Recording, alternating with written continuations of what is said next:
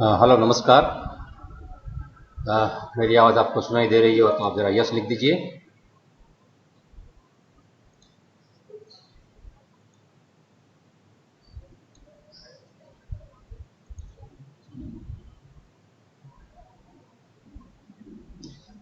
Okay.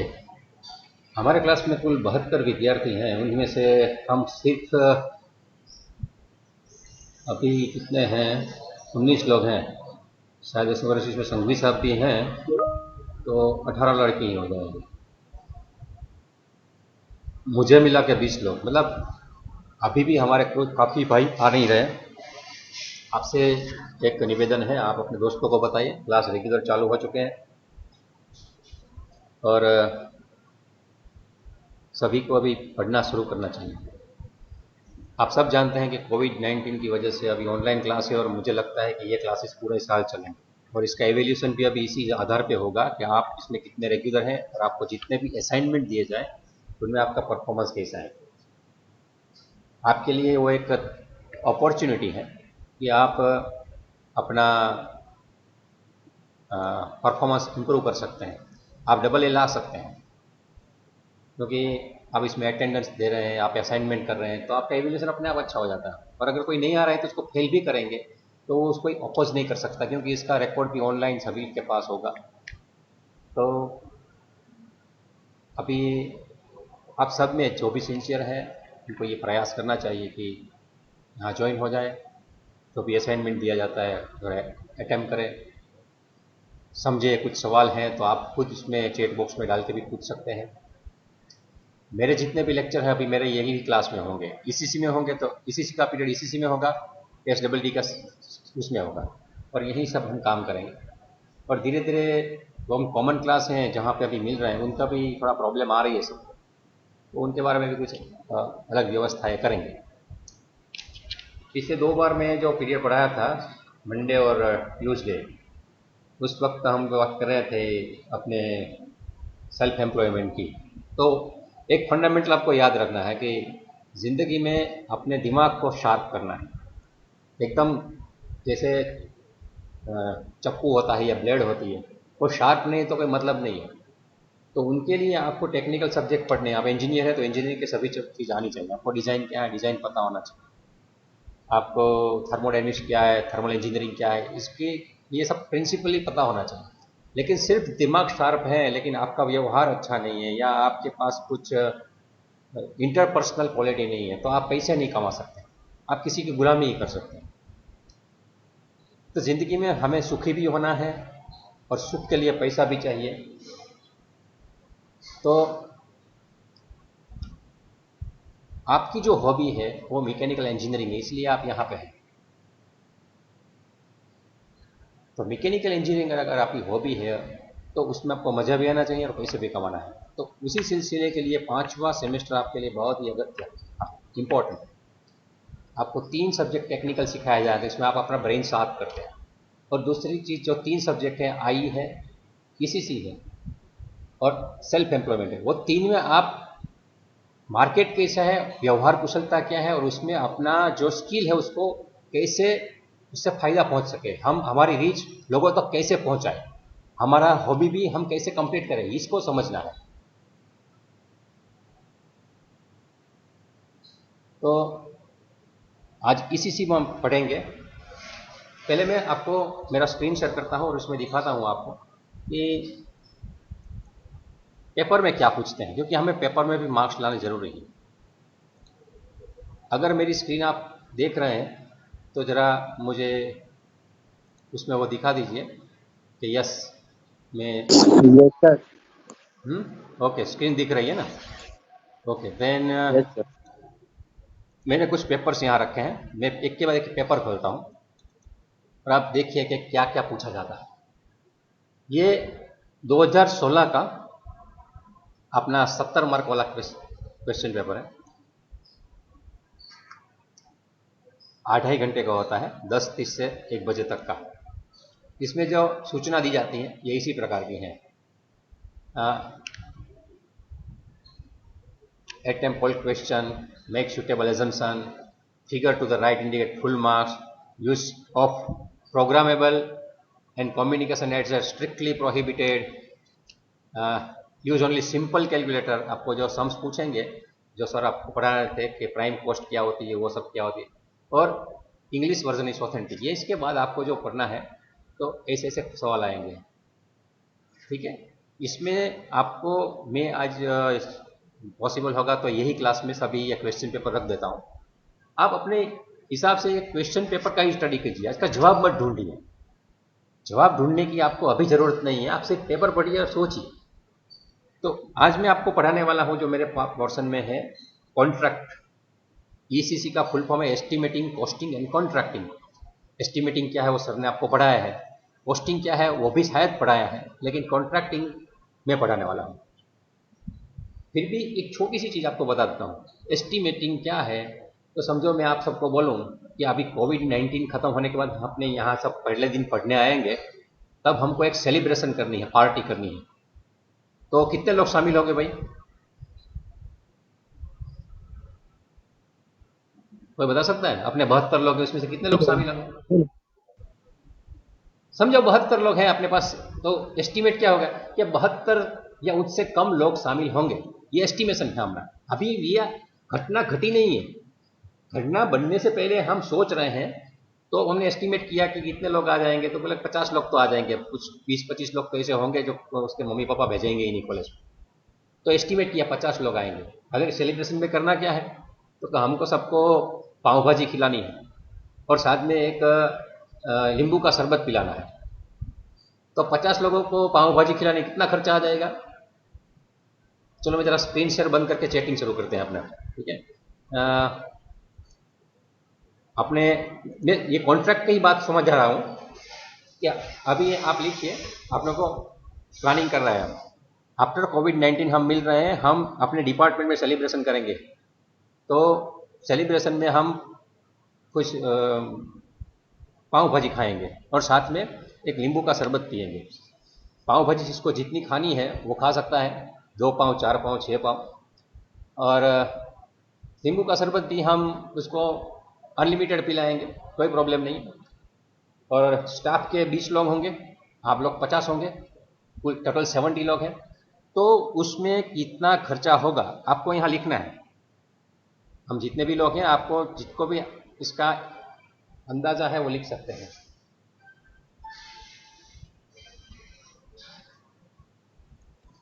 બોલો, તમે મને મેં તમને કીધું ને મેડમ, મેં 1 વાગે મારો પીરિયડ ચાલુ છે અત્યારે, તમે પીરિયડમાં ડિસ્ટર્બ ન કરો, હું 1 વાગ્યા સુધી પીરિયડમાં છું, પછી મને 1 વાગે ફોન કરો।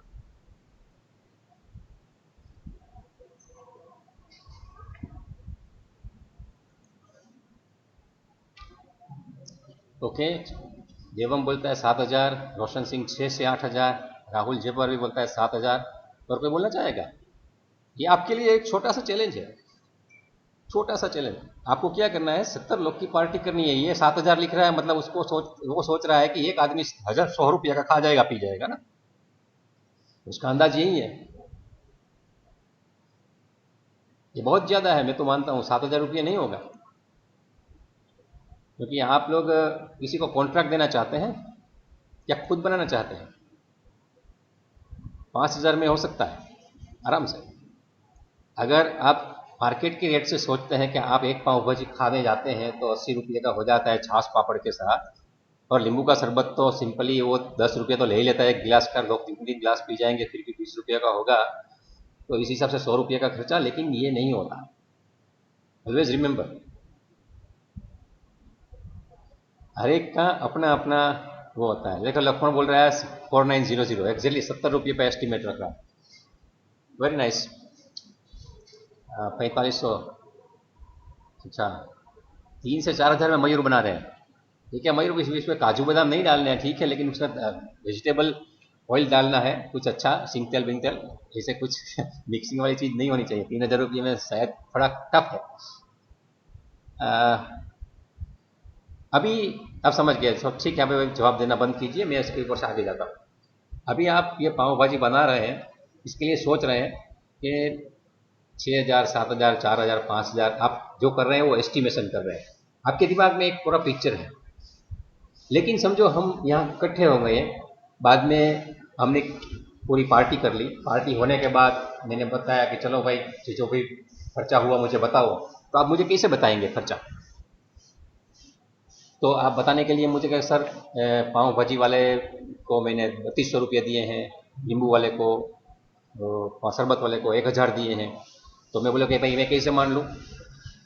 ठीक है, आप बोलेंगे 4000 रुपये दिए, लेकिन आपने चार के बदले ऐसे भी कोई होते हैं कि सर को क्या बताना है, साहब को एस्टिमेशन दिया था 5000 का और कुछ ज़्यादा बोलेंगे तो सर चिढ़ेंगे। तो खर्चा हुआ है 7000 का, लेकिन आप बोलेंगे 3000 मैं अपनी जेब से डाल दूंगा, 4000 ही सर को बोलते हैं। ऐसा होता है कि नहीं होता है? कभी कभी अपने होता है। तो मैं बोलूँगा नहीं भाई, मैं आपका 4000 ऐसे वर्बली बोलेंगे तो नहीं मानूंगा, मुझे बिल चाहिए। तूने 4000 रुपये जिसको दिए हैं उनको जो बिल है उनका बिल लेके आ, और उसको जैसे पेमेंट किया है उसका रिसिप्ट लेके आके मुझे मुझे उसने कैश में पैसे दिए हैं या पेटीएम से दिए हैं या चेक से दिए हैं, ऐसा मुझे एक बिल दे। तो आप सिर्फ मुझे आके बोलेंगे सर 5000 का खर्चा हो गया, मैं मानूंगा नहीं। क्यों?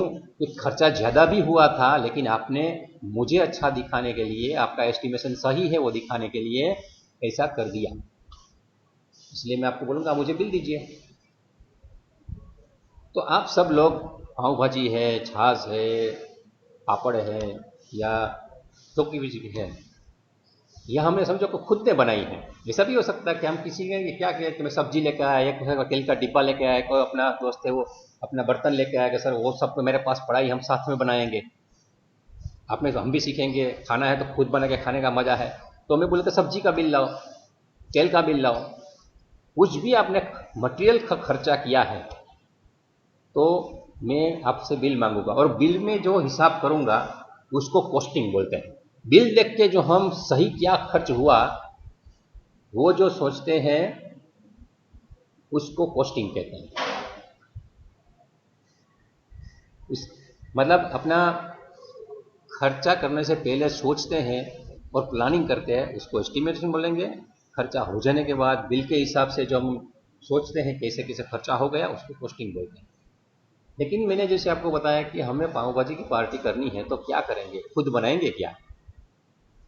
तो बोले सर 70 लोग हैं, हमको तो आता नहीं है, लेकिन समझो अपना शो C2D वाला बोल दे कि सर मुझे तो आता है, हम तो अपने घर पे 100 लोगों की पार्टी भी करते हैं तो खुद ही बनाते हैं, मेरे पास सब बर्तन पड़े हैं। तो हम क्या करेंगे? कुछ लोग कहा सर तो मैं कोई बात नहीं, मैं छाछ बनाने लगूंगा, कोई बोलेंगे सब सब्जी हम काट देंगे, सारी हम लेके आएंगे। तो हम जो खुद बनाते हैं तो खर्चा कम हो जाता है, लेकिन हमें मेहनत पड़ती है, मजदूरी नहीं देनी पड़ती, लेकिन मटेरियल का कॉस्ट तो लगता ही है। लेकिन अगर हमें मेहनत नहीं करनी है या कर नहीं सकते हैं या हमारे पास वक्त नहीं है, आता नहीं है, कुछ ना कुछ वजह होती है, तो हम क्या करते हैं, बाहर की पार्टी को बोलते हैं कि भाई हमें पार्टी करनी है, आप लोग सोचिए अब 70 लोग हैं, क्या लोगे? हम पाव भाजी और नींबू का शरबत चाहिए, साथ में छाछ पापड़ भी चाहिए। तो कोई बोलेगा आपने जैसे एस्टिमेट दिया है, लक्ष्मण बोलता है कि मैं 4900 रुपयों में कर दूंगा, सुभाजीत बोलेगा मैं 6000 लूंगा, दिवाकर भी बोलेगा 5000 में कर दूंगा, या देवम बोलेगा या राहुल बोलेगा कि 7000 होगा। तो मैं 4-5 पार्टियों से पूछूंगा और उसको बाद में मैं कहूंगा कि भाई तुम इतने में कर रहे हो तो क्या क्या काजू बादाम डालने वाला है, क्या करने वाला है? या मयूर 3000 में बोल रहा है तो भाई तू ऐसा क्वालिटी देगा तो कहाँ सर मैं दूंगा? तो भाई 3000 में कैसे बनाएगा? तो सर मेरी जिम्मेदारी ना, आप एक बार टेस्ट करके देखो, मैं सैंपल चखाता हूँ। तो मैं जितने भी लोग हैं उनमें से जो भी कम खर्चे में अच्छा दे रहे हैं उनको कॉन्ट्रैक्ट दूंगा, सबको नहीं दूंगा।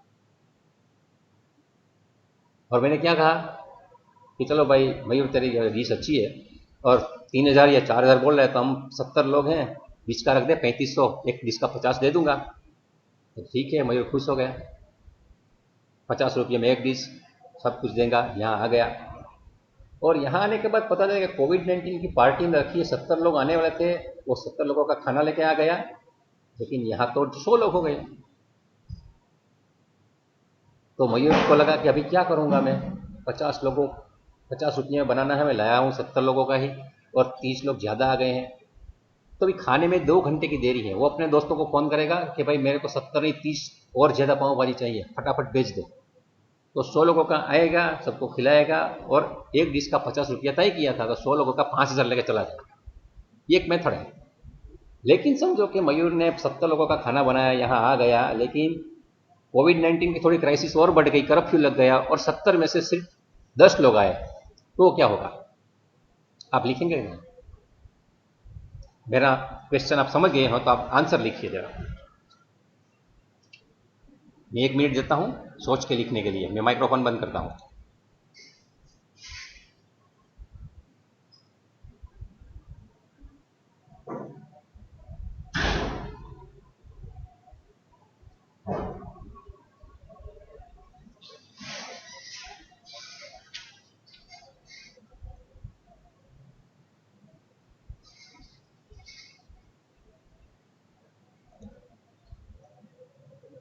मैं मानता हूं आप मेरा सवाल समझ गए हैं, तो जरा सोचिए कि हमने एक 50 रुपये की डिश रखी है, 70 लोग आएंगे ऐसा बताया है, मयूर लेके भी आ गया है 70 लोगों का खाना, लेकिन खाने के लिए 10 ही लोग आए हैं। अभी हमें क्या करना है और मयूर को क्या करना है?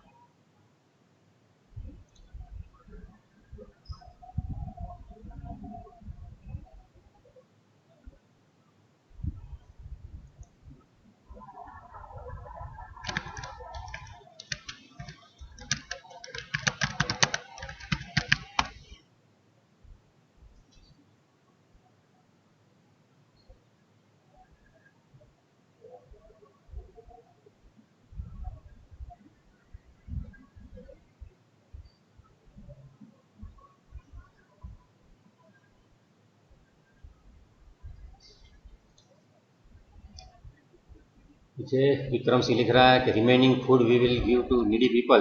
विक्रम सिंह बोल देंगे जरूरतमंद को बांट देंगे, ठीक है। तीसरा सुभाजीत बोल रहा है कि उनको अपने होटल या रेस्टोरेंट में बुला लूंगा, मतलब आपका खुद का होटल है, उसमें बोले कि यहाँ आ जाओ, मैं वहाँ उसका मार्केटिंग कर दूंगा, ठीक है। और कोई सजेशन?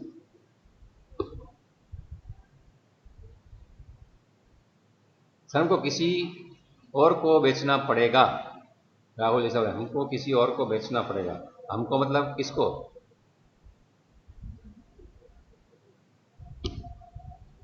ये ऑर्डर किसने दिया था?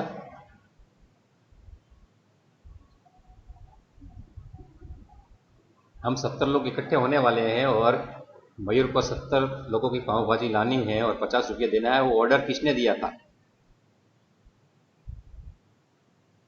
हाँ, so few people I don't understand Subhaji, लेकिन ऑर्डर किसने दिया था?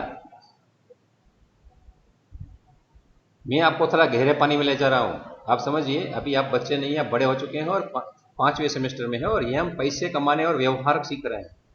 जो पूरी दुनिया आज एक दूसरे को टोपी पहनाती है, चीटिंग करती हैं, हम लोग क्या है, एकदम निर्दोष बच्चे हैं अभी भी। हम सिर्फ पबजी खेलना जानते हैं, उसमें चीटिंग होता है, उतना ही चीटिंग जानते हैं, लेकिन दुनिया में ऐसा काफी कुछ चलता है। इसलिए मैं पूछ रहा हूँ कि ऑर्डर किसने दिया था? मैंने कहाँ दिया था? मैंने तो आपको सजेस्ट किया था कि ऐसा करना है, चलो करना है, तो बोला हाँ चलो करते हैं। मैं क्यों ऑर्डर दूंगा? अरे मैं ही नहीं आया हूँ समझो, 10 लोग में मैं खुद हाजिर नहीं हूँ, क्या होगा? जाडेजा विक्रम सिंह बोलते कि हम सब ने दिया था, ठीक है, हम सब में कोई प्रतिनिधि होता है ना कि जिसने मयूर को बोला हाँ मयूर आ जाना। अभी ये जो मैं बता रहा हूँ, ये इसीलिए बता रहा हूँ कि कॉन्ट्रैक्ट जब भी करते हैं तो कुछ कंडीशंस होती हैं। एक कॉन्ट्रैक्ट देने वाला होता है, उसमें एक लिखित कॉन्ट्रैक्ट होता है जिसको साइन करना। हाँ उदय बोलो। राहुल बोल रहा है जिसने मयूर को बोलना था, लेकिन किसको बोलने की अथॉरिटी किसने दी थी? हम क्या है, अभी भी एक दूसरे, अपना देश ही ऐसा है, अपना माँ बाप का संस्कार है वो अच्छा है। हम लोग एक दूसरे के विश्वास से चलते हैं, प्यार से चलते हैं। हम त्याग करना चाहते हैं, समर्पण जानते हैं। लेकिन पूरी दुनिया में ये आजकल कोई सोचता नहीं है। लोग अपनी अच्छी चीजों का गैर फायदा उठाते हैं, उसका गलत इस्तेमाल करते हैं। हम जिसको बोलते हैं गुडविल, चलो झतू करो झतू, हम ये सोचते हैं। लेकिन जब भी आप कहीं भी जाओ, मैं आपको यही पार्ट सिखाने के लिए बैठा हूं, कॉन्ट्रैक्टिंग क्या है। कॉन्ट्रैक्ट वो दो पार्टी होती है, ये दो पार्टी के बीच में। हाँ उदय बोल तू, you are raising the hand, if you want to say something say it. Microphone चालू करके बोल।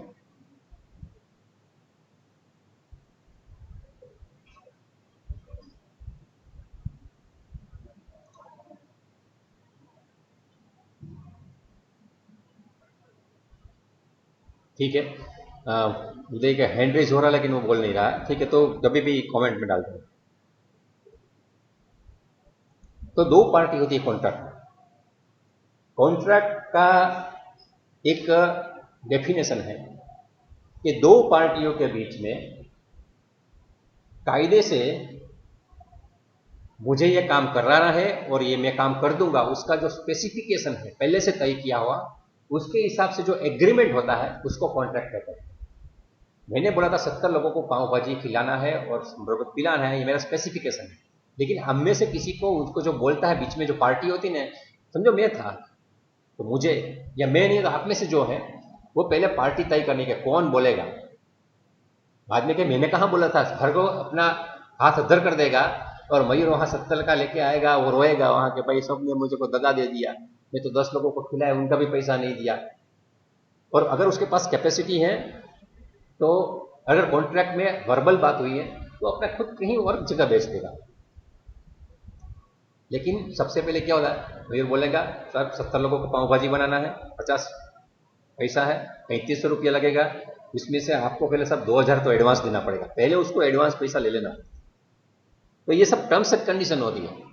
बाद में बोलेगा सर मैं 70 में से अगर एक भी कम आया फिर भी मैं पैसा तो पूरा लूंगा क्योंकि मेरा माल बनता है और माल बना के आता है, हम 10 ही लोग हैं फिर भी हमें उसको पूरे 3500 देने होंगे और माल की व्यवस्था मयूर को नहीं करनी है, हमें करनी है क्योंकि अभी माल हमारा हो चुका है।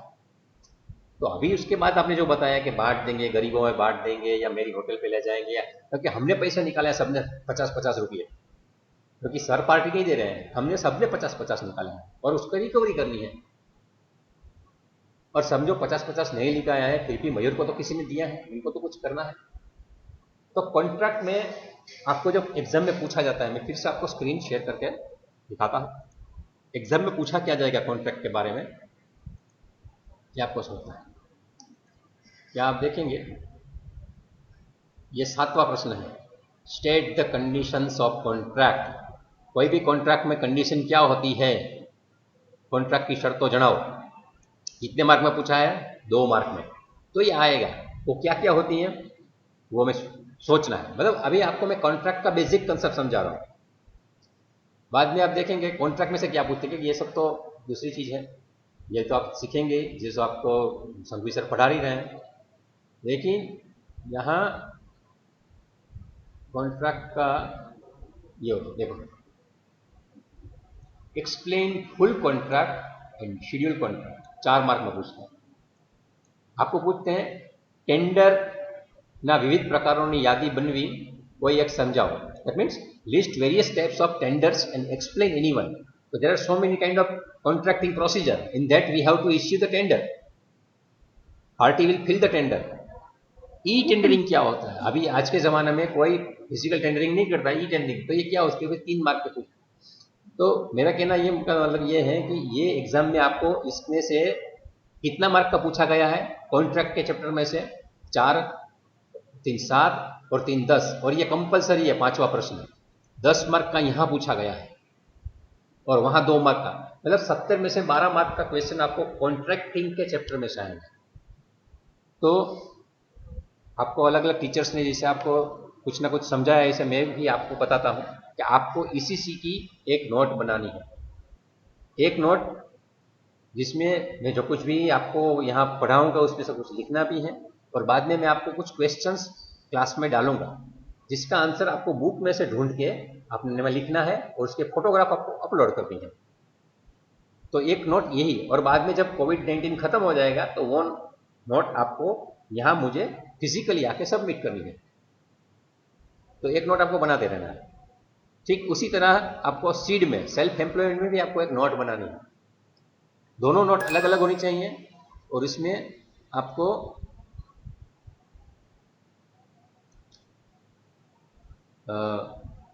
बनाते फोटोग्राफ भी अपलोड करने हैं और यहाँ फिजिकली भी सबमिट करने हैं। तो ये क्वेश्चन मैंने आपको दिखाई, ये क्वेश्चन पेपर। अभी दूसरा क्वेश्चन पेपर देखते हैं हम। ये देखिए, ये भी दूसरे वाला है, ठीक है। इसमें यहां देखो पूछा है 2 मार्क में, एक्सप्लेन रेट कॉन्ट्रैक्ट, इसका मतलब है कॉन्ट्रैक्ट के काफी कुछ प्रकार होंगे, उसमें से एक रेट कॉन्ट्रैक्ट नाम का जो प्रकार है, इसकी आपको 2 मार्क में एक्सप्लेनेशन देनी है। इसके बाद आपको एक दूसरी चीज भी यहां होगी पीछे, क्योंकि वो चौथे क्वेश्चन, कॉन्ट्रैक्टની વ્યાખ્યા આપી, જુદા જુદા કોન્ટ્રાક્ટ્સની યાદી બનાવો, give definition of contract and list various type of contracts. तो आज हम ये 3 मार्क का सर सेक्शन। स्लाइड शो नहीं हो रही, जी बोलो। स्लाइड शो नहीं हो रही सर, स्टॉप। स्लाइड स्टॉप हो चुकी है, तो फिर से मैं प्रयास करता हूं। अभी दिख रही है? No sir.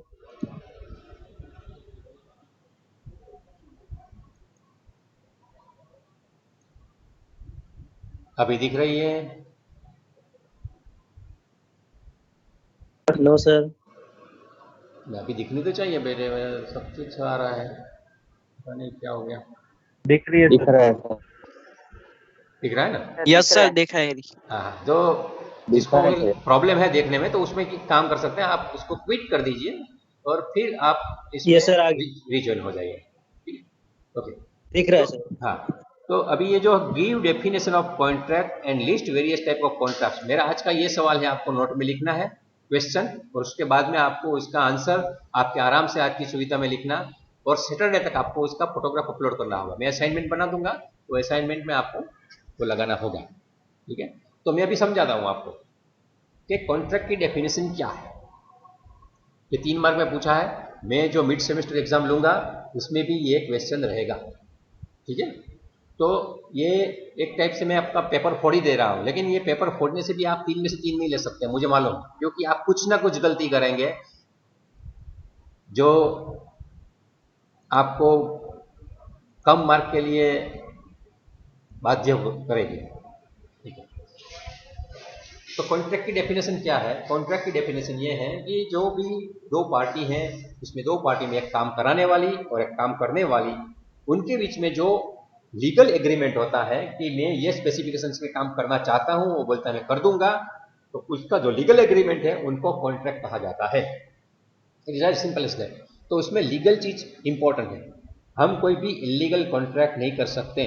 अगर कोई इलीगल कॉन्ट्रैक्ट होता है वो तो प्राइवेट होता है, उसमें आपकी मतलब सरकार धरपकड़ भी कर सकती है। जैसे लीगल कॉन्ट्रैक्ट कौन से होते हैं?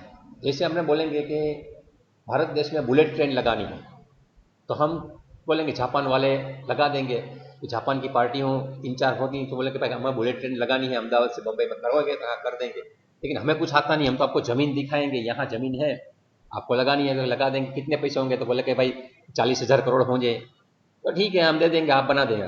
तो ये कॉन्ट्रैक्ट सरकार कर रही है, लीगल है, समझो सरकार कर रही है वो लीगल है, ऐसा भी नहीं है। सरकार करेगी वो लीगल ही करेगी, इलीगल कॉन्ट्रैक्ट नहीं कर सकती। लेकिन समझो मैं दूसरा एक कॉन्ट्रैक्ट करता हूं कि मेरे एक घर है या एक मेरी दुकान है, मैं कुछ बिजनेस नहीं करता हूं, ऐसे ही पड़ी है, तो मैं किसी को बोल रही है भाड़े पे देनी है, तो भाड़े पे देनी है तो क्या करेंगे? तो मैं बोला कि भाई मेरी दुकान में 10,000 रुपया भाड़ा लगेगा, इसमें इतना स्क्वायर फीट जगह है, इतने सेल्फ है, इसमें पानी है, लाइट आपको भरनी है। तो कोई आ जाएगा सब्जी वाला कि सर मुझे चाहिए, मैं 7,000 रुपये दे दूंगा, 8,000 10,000 जो भी है दे दूंगा, मुझे दे दो। तो ये भी अगर हम दोनों साथ में बैठ के किसी वकील के पास जाके एक अच्छा सा कॉन्ट्रैक्ट एग्रीमेंट करते हैं कि ये दुकान है, इतनी जगह की है, उसमें ये करना है, ये करना है, आप लिखवा के उसको करेंगे, और उसमें लिखवाएंगे कि मैं सब्जी का व्यापार करने वाला हूँ और सब्जी के रिलेटेड व्यापार करने वाला हूँ, और 11 महीना का कॉन्ट्रैक्ट, तो वो हिसाब से आप कॉन्ट्रैक्ट कर लो, उसका 1-2 भाड़ा पहला लेना है पहले लो, बाद में उसको बोला कि भाई मुझे खाली करना है तो मैं पहले 1 महीने पहले नोटिस दूंगा, अगर मैं पहले खाली करवाऊंगा तो मैं सामने से भाड़ा दे दूंगा। इससे सब कुछ लीगल होता है, वकील के पास जाना होता है, दोनों के पास एक कॉपी रहती है, स्टैम्प पेपर में लिखना होता है, और बाद में वो कॉन्ट्रैक्ट हो गया, वो भी लीगल है क्योंकि भारत सरकार के कानून के हिसाब से हमने बनाया। लेकिन हमने उसको सब्जी के लिए दी, बाद में वो थोड़ा दिन काम किया, और बाद में एक दिन पुलिस ने रेड लगा दी और अपनी दुकान में से दारू की बोतल मिल गई, क्या करोगे? समझ रहे हो? हमने तो बोला सब्जी के व्यापार करना, लेकिन दारू की बोतल, तो हम क्या करें? भाई दुकान किसकी है, मालिक कौन है, ढूंढो, आपको पकड़ ले जाएंगे। तो ऐसा नहीं होता, आप उस वक्त पुलिस को कॉन्ट्रैक्ट दिखाते हैं कि सर देखो मैंने भाड़े पे दी थी और कॉन्ट्रैक्ट यही हुआ था, तो उसको सब्जी का करना है। उससे दारू मिला है तो उनकी जिम्मेदारी आप धरपकड़ वो मैंने जिसको भाड़े पे दिए उनकी करनी है। तो लीगल कॉन्ट्रैक्ट इस हिसाब से होता है कि उसमें पुलिस आती है तो इनको कुछ भी कायदे से नहीं हुआ, उनका असर जो कायदा तोड़ रहा है उनके ऊपर होगा। लेकिन समझो कुछ गैर कायदे, मतलब जो भारत सरकार का कानून नहीं है, ये सभी कॉन्ट्रैक्ट होते हैं। जैसे हम कभी कभी पिक्चरों में देखते हैं कि अपना कोई दुश्मन होता है, साला हम पहुंच नहीं सकते, किसी को कॉन्ट्रैक्ट देते हैं, सुपारी बोलते हैं तो भाई उसको जरा हाथ पांव तोड़ दे। तो ये इलीगल चीज़ है, किसी को भी नुकसान पहुंचाना ये कभी भारत का संविधान किसी को अधिकार नहीं देता है। हर एक व्यक्ति अपने यहाँ स्वतंत्र है। तो ऐसा कोई अगर कॉन्ट्रैक्ट करके करता है तो उसको इलीगल। तो अभी भी आप जो भी कुछ अखबारों में पढ़ते हो या कुछ देखते हो तो उसमें यही लड़ाई चलती है कि लीगल है या इलीगल है, संवैधानिक है या असंवैधानिक है। तो कॉन्ट्रैक्ट की परिभाषा में आपको क्या है, दो पार्टी रही, दो पार्टी के बीच में लिखित में दोनों को साइन करनी है, उसकी कुछ शर्तें लिखनी होती हैं और मैं ये काम करवाना चाहता हूं क्योंकि मैं काम करने वाला हूं। अभी आपको एक बताऊं, समझो मैं एक मकान है, बोलता हूं मुझे बेचना है, जो बेच दो। हम सब ने साइन किया, कितना का है, 40 लाख का मकान है, बेच दिया। कितने वार का, 110 वार का प्लॉट है, इसमें 3 बेडरूम हॉल किचन है, इसमें 1500 स्क्वायर फीट का कुछ कंस्ट्रक्शन है, ऐसा सब उसने दिखा दिया, ये सब कर लिया और आपने बेच दिया। उसने पैसे भी ले लिए, सब हो गया। लेकिन थोड़े साल के बाद पता चला कि एक्चुअली ये मकान उनका था ही नहीं, किसी को एनआरआई था उनके पास से गलत साइन करवा के यहाँ लेटर लिया था और अपने को पैक किया, बाद में कहीं प्रकट हो गया तो क्या करोगे? इन दैट केस अपना केस नल एंड वॉइड हो जाता है। हम उस वक्त हमें खाली करनी पड़ सकती है कि आपने ये इलीगल जगह पे क्यों मकान खरीद लिया, एक्चुअली उनका था, इनके पास खरीदने से पहले आपको देखना चाहिए। इसलिए आप जब भी कहीं भी कॉन्ट्रैक्ट करते हो तो उस जो सामने वाली पार्टी वो सही है या गलत है वो भी देखने की जिम्मेदारी हमारी होती है। कॉन्ट्रैक्ट पूरा लीगल करेगा लेकिन पूरी पार्टी इलीगल है। जैसे आपने देखा है कि अभी तमिलनाडु में पूरी की पूरी स्टेट बैंक ऑफ इंडिया की ब्रांच किसी 3 लोगों ने बना दी, एक बिल्डिंग खरीदा, सब उसका लेटर पैड, उसका बोर्ड, एटीएम सब उसको अच्छा लगा दिया। लोग आएंगे अच्छा क्या बात है, हमारे यहाँ तो एसबीआई की ब्रांच खुल गई, वहां जाएंगे तो लीगल है, लेकिन वो ब्रांच ही इलीगल है, क्या करोगे? अभी हम कभी कभी देखते हैं कि कहीं कोई गलत एटीएम लगा देता है, वहां जाते हो आप एक कार्ड डालते हो, अपना नंबर डालते हो, क्योंकि सरकार के साथ और अपने बैंक के साथ अपना कॉन्ट्रैक्ट है क्या मैं आपको कभी भी एटीएम से पैसा दूंगा, आप कार्ड डालना, आपका नंबर डालना, वहां से आपको 10,000 4,000 आपकी बैलेंस होगी, उसमें हम दे देंगे। It is a contract that we sign, form भरते हैं तो होता है उसमें। तो हमें विश्वास होता है कि तो बैंक ने लगाया, लेकिन बैंक ने लगाया नहीं है, किसी एक चोर ने लगाया है, उच्चक ने, चीटर ने लगाया है। वहां जाओगे, आप कार्ड डालोगे, पिन डालोगे, थोड़ी देर के बाद मैसेज आएगा, भाई कैश हम नहीं दे सकते क्योंकि अभी मशीन खराब है, दूसरे टीम पे ट्राई कीजिए। वो साहब ने तो यार ये बैंक वाले भी कितना खराब है, हम चाहेंगे, लेकिन उस वक्त हमारा जो कार्ड है वो कॉपी आ जाता है, बाद में उसके हिसाब से वो अपने कंप्यूटर से वहां देख के दूसरा कार्ड बन जाता है और अपना बैंक अकाउंट में से पैसा निकल जाता है। तो उस वक्त हमारी जिम्मेदारी है, हम कहीं भी कोई कॉन्ट्रैक्ट करते हैं तो ढूंढना ये है कि हमारी सामने वाली पार्टी सही है। इसलिए जब भी हम एंड्रॉयड फ़ोन यूज़ करते हैं, जो भी ऐप डालते हैं, तो चाइनीज़ ऐप को क्यों निकाला, टिकटॉक वाले ने हमें कोर्ट में क्यों घसीटा नहीं, भारत सरकार को, या चाइना वाले भी कुछ बोलते क्यों नहीं? क्योंकि भारत सरकार ने वो ढूंढ लिया कि चाइनीज़ वाले जो ऐप बनाते हैं उसमें कॉन्ट्रैक्ट करते हैं, उसमें हमारे पास से गलत चीज़ों में एग्री एग्री वाला क्लिक करवा लेते हैं और बाद में हमारी जितनी भी चीज़ें हैं यहाँ की वो सब वहाँ चाइना में उसकी चोरी कर लेते हैं। टिकटॉक में हम लोग लगता है ठीक है, लेकिन अपना टिकटॉक में वो वीडियो होता है, कभी भी अपना घर का फैमिली मेंबर का ऐसे ही वो अपने से कैमरा चालू कर लेते हैं, फोटो निकाल लेते हैं और 50 लाख फोटो खींचेंगे, उसमें से 10 फोटो तो उसको कॉम्प्रोमाइजिंग मिल जाएगी, तो उसका वो गलत इस्तेमाल करेंगे, करते भी हैं। सब लोग खराब नहीं होते, लेकिन ये चीटर लोग हैं, इसलिए गवर्नमेंट ने बैन किया। तो आप अभी बड़े हो चुके हैं तो आपको सोचना इस हिसाब से है कि आप दुनिया पूरी कॉन्ट्रैक्ट पे चलती है, आप समझ लीजिए। दुनिया में कोई भी काम इंसान अपने आप नहीं कर सकता है, अपने बेसिक काम कर सकते हैं, अपने हाथ पांव धोना, अपना शरीर साफ करना, ये सब जब तक स्वस्थ हैं। हम खाना खाते हैं तो खाना भी कोई बनाता है, कॉन्ट्रैक्ट है। ना ये कि हमारी माता जी बना दी है, लेकिन वो एक हमारा क्या है, धार्मिक कॉन्ट्रैक्ट है। पत्नी है, वो पति के घर आती है, इट्स अ कॉन्ट्रैक्ट। लेकिन हम उसको एक पवित्र बंधन के हिसाब से संस्कार से जीते हैं, इसलिए हमें लगता नहीं है। लेकिन आप फॉरेन में चले जाए, वहाँ क्यों डिवोर्स ज़्यादा होते हैं? एक आदमी की 10-10 शादियाँ होती है, फिर भी उसके साथ 6 महीने में वो तंग आ जाता है, छोड़ देता है। Because they are making contract. उसके जो अब हम कोर्ट में जाते हो, कोर्ट मैरिज करते हैं ना, इट्स अ कॉन्ट्रैक्ट। हम दोनों साथ में रहना चाहते हैं। और उसमें तो अभी तो क्या आ गया है, लिव इन रिलेशनशिप। मतलब दुनिया पूरी, हम इंजीनियरिंग कॉन्ट्रैक्ट के बारे में सोचते हैं तो हम तो क्या सोचते हैं कि भाई मुझे बेरिंग चाहिए तो बेरिंग का सप्लाई दे दो, मुझे मशीनिंग करना है तो मशीनिंग का सप्लाई दे दो। ये इंजीनियरिंग का कॉन्ट्रैक्ट ही हम समझना है बेसिकली। लेकिन ये एक पूरी लाइफ साइंस है, हमको एक जीवन के साथ हमारा प्रयोग चलता है। तो उसमें ये देखना है कि पूरी जिंदगी कॉन्ट्रैक्ट पे चलती है। बच्चा छोटा होता है, बाप बड़ा करता है, बच्चा जब बड़ा हो जाता है तो बाप को वृद्धाश्रम में भेजता है। लेकिन एक्चुअली धार्मिक कॉन्ट्रैक्ट क्या था कि पिताजी, आप, मैं जब अशक्त था, असमर्थ था, तब आपने मुझे संभाला है। अभी मैं युवान हो गया हूं, आप बूढ़े हो चुके हैं, आपको अभी मैं संभालूंगा। इसीलिए मातृदेवो भव पितृदेवो भव, ऐसा एक संस्कार देके हमारा एक ऐसा जो व्यवहारिक कॉन्ट्रैक्ट का होता है, वो कॉन्ट्रैक्ट नहीं, एक पवित्र बंधन का है, एक फैमिली कल्चर बना दिया। अदरवाइज हम हमारा काम खुद करते ही नहीं। पैसा कमाने का काम पिताजी करता है, पिताजी बोलता है कि मैं कमा के लाऊंगा, it's my contract, it's my job, लेकिन सबको दूंगा मैं। माता जी बोलते कि साहब पैसे लेता है, मैं सबका खाना बनाऊंगा, घर का ख्याल मैं रखूंगी, बच्चों को बड़ा मैं करूंगी। सो राइट फ्रॉम द फैमिली हम हमारा खुद का काम बहुत ही कम करते हैं। आप अभी भी बैठे हैं, वहां पढ़ रहे हैं, it's one kind of contract. तो कॉन्ट्रैक्ट को समझना कैसे है कि एक पार्टी मैं हूं और दूसरी पार्टी सामने वाली है। तो दूसरी पार्टी मेरे साथ कैसा व्यवहार करती है, ये सोचें। दूसरी पार्टी लीगल व्यवहार करती है, प्रोफेशनल व्यवहार करती है, या पारिवारिक व्यवहार करती है।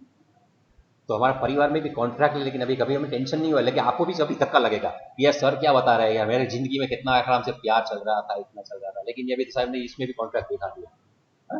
Marriage is nothing but contract. ये दो पार्टियों के बीच में एक समझौता है कि मैं ये करूंगा, मैं ये करूंगी, और साथ में रहूंगा। लेकिन इसमें धर्म का बंधन है, इसलिए हमें कॉन्ट्रैक्ट लगता नहीं है, फैमिली में कॉन्ट्रैक्ट लगता नहीं है।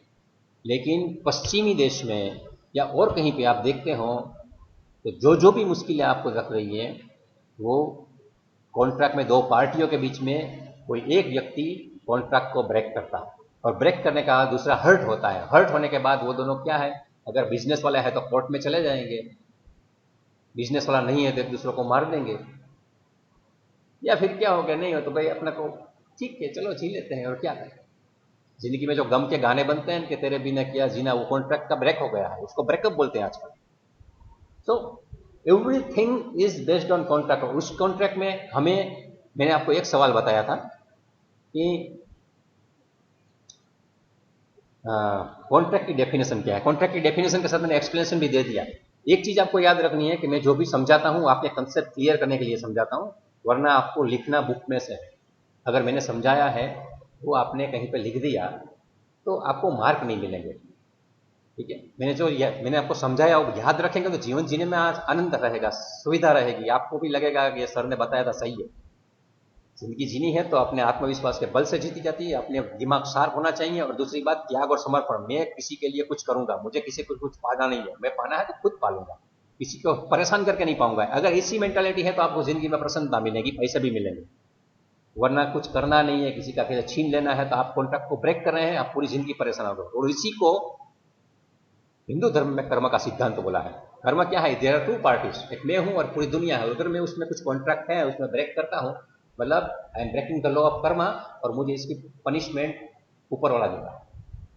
ठीक है, अभी साइड पे जाते हैं। अभी 12:28 हो चुकी हैं, बस 2 मिनट, तीसरा पीरियड होगा, इसलिए मैं थोड़ा एक बात बताऊं। आप बुक खरीद लें, खरीद ली है कि नहीं मुझे आप चैट बॉक्स में बताइए। यस लिखा है तो यस, नो तो नो, मुझे पता चलेगा आपने बुक खरीदी है। खरीदी है तो यस लिखिए, नहीं खरीदी तो ना लिखिए, तो मुझे पता चल जाएगा। तो इसके हिसाब से मैं कुछ आपको पेज नंबर भी दे सकता हूँ बुक में से, तो ये पेज पे ये मिल जाएगा। दूसरी बात है, कॉन्ट्रैक्ट के प्रकार कितने हैं।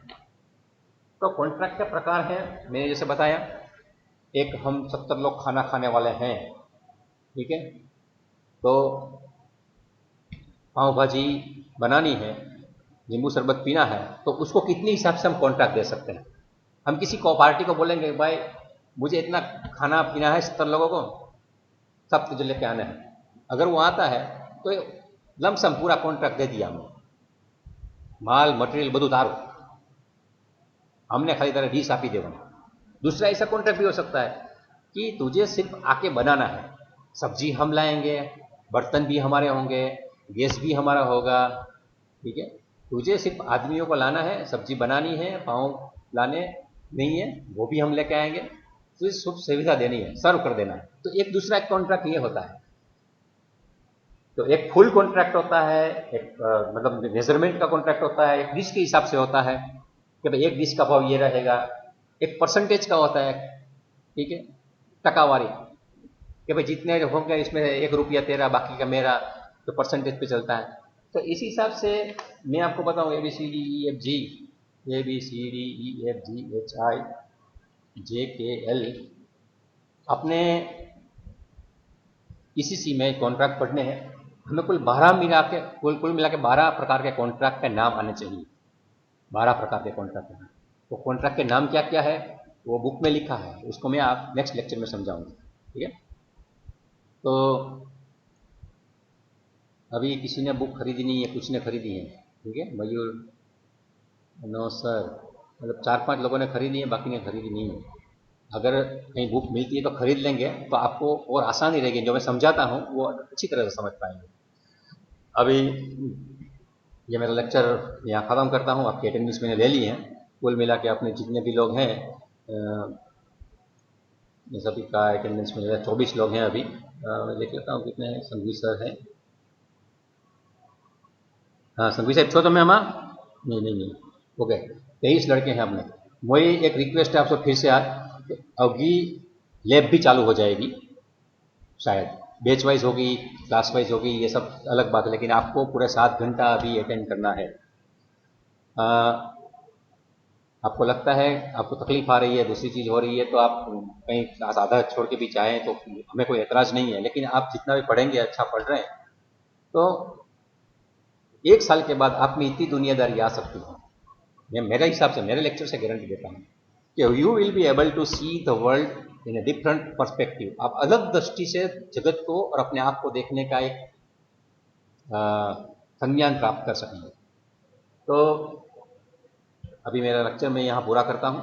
नेक्स्ट लेक्चर में जब भी आऊँगा तो ये सीड में या उसमें आना है। एक मुझे ये भी है प्रोजेक्ट में, आपको मैंने बताया था कि मुझे आपको थोड़ा प्रोग्रामिंग सिखाना है, तो मैं प्रयास करता हूँ इस सैटरडे संडे को, अगर आप में कोई प्रॉब्लम नहीं है तो मैं शेड्यूल करूँगा और यहाँ ECC में या सीड में ही करूँगा।